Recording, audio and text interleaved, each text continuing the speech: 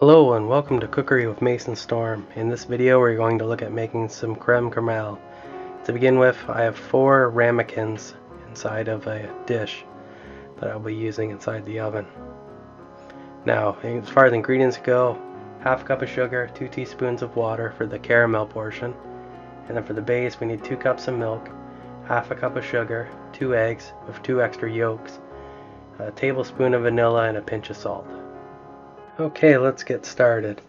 So we have our saucepan on the stove. We'll go for about a medium heat.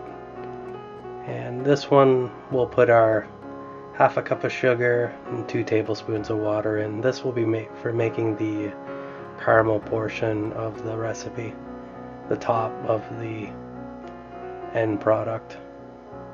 So just give it a kind of an occasional stir. You don't have to babysit it too much at the start here, but near the end of it, you definitely will.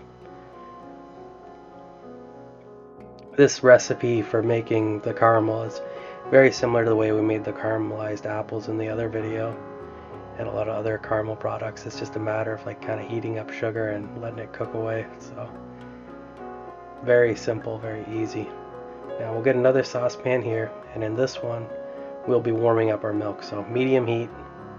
And then we'll just dump our milk in there.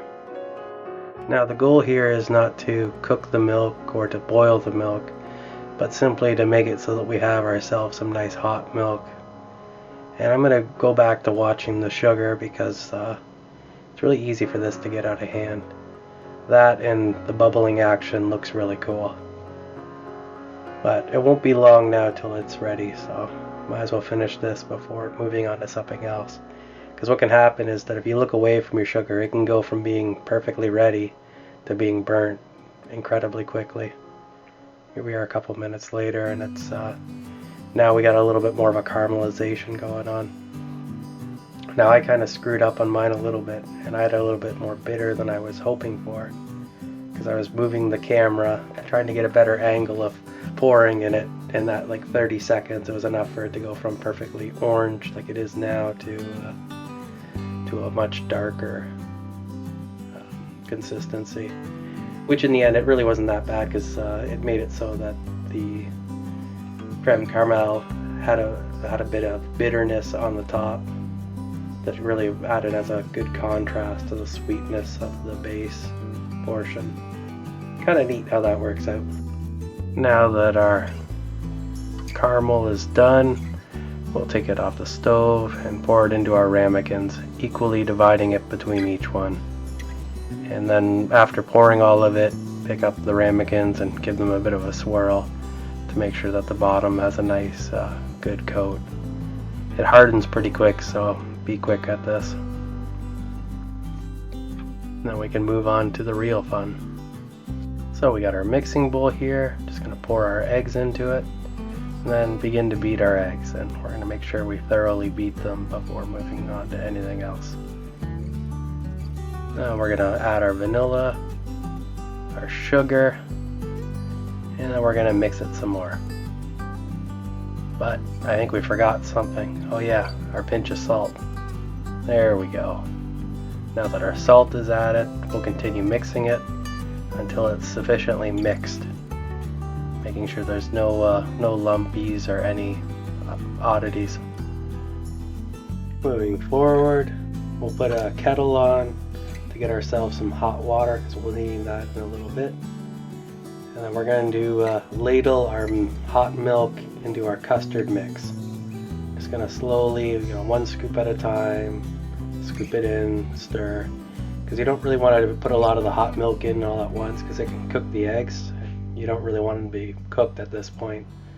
So we're just going to kind of rinse and repeat. Scoop in and mix more, and scoop in, mix more, and eventually all of it will be moved over. Although I guess probably after you put enough of it in, you can probably just kind of pour the rest of the milk in, and it's not really a big deal at that point, because we're going to keep mixing, and eventually it's going to start taking on that creamy kind of caramelish color that we're looking for. We mix it some more, and then it's ready. Once we're done that, I just pulled everything aside to the counter here, and I have my strainer, and I'm going to run the custard through the strainer. This will get rid of any kind of lumpiness or particles left in the vanilla, any kind of oddball stuff. So I'm just going to run it through and clean everything all right up. Then we're going to get our ramekins and proceed to pour the custard into each ramekin, trying to divide it evenly out between each one.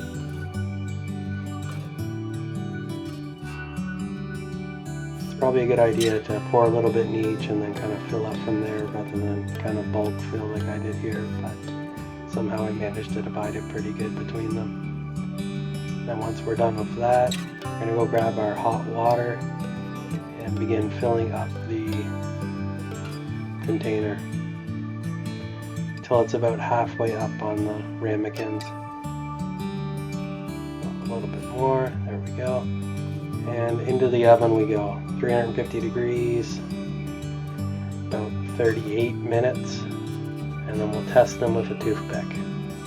A couple other quick thoughts here. I looked at numerous recipes for making these, and I've noticed that some people put towels underneath the ramekins to kind of hold them up off of the bottom of the pan. I didn't do that in this, and I've also seen people say to use boiling water, and I've seen others to say use really hot water. So a lot of different ways to make this. I ended up with just kind of hot water. I think it was kind of simmering, so just as a full disclaimer. Now as far as the toothpick test, the goal is to have the toothpick come in and out and come out clean, and probably similar to in the pumpkin pie where it doesn't kind of collapse in on itself immediately. So we're just going to pull the ramekins out of the water and put them on the cooling rack and let them cool off a little bit before sticking them in the fridge for several hours.